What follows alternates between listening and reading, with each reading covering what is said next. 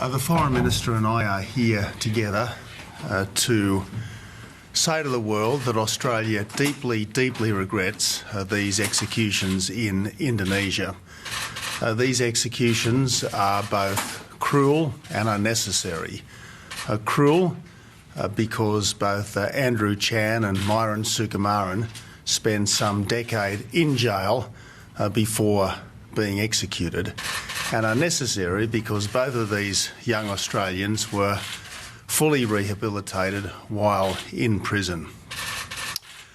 Australia respects the Indonesian system. We respect Indonesia's sovereignty, but we do deplore what's been done, and this cannot be simply business as usual.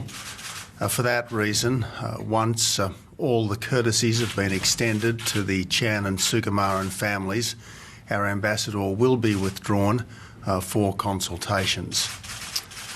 I want to stress that this is a very important relationship between Australia and Indonesia, but it has suffered as a result of what's been done over the last few hours.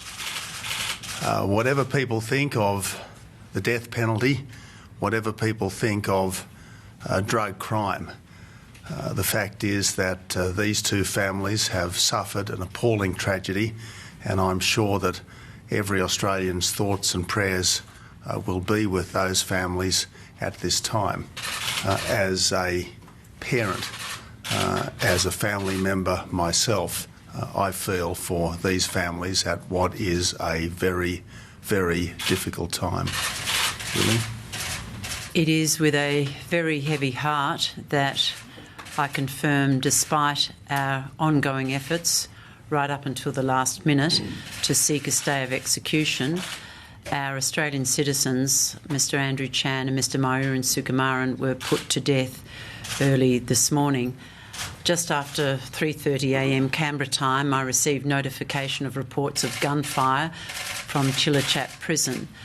Our Consul General Majel Hind is at the prison. She is required to identify the bodies. We have not yet heard from her. She's not entitled to have a telephone at the prison, but we must assume that the executions have taken place and that she is in the process of formally identifying the bodies.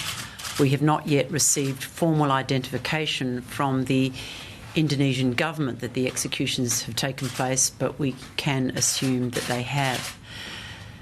As the Prime Minister said, our thoughts and prayers are with the Chan and Sukumaran families and their friends.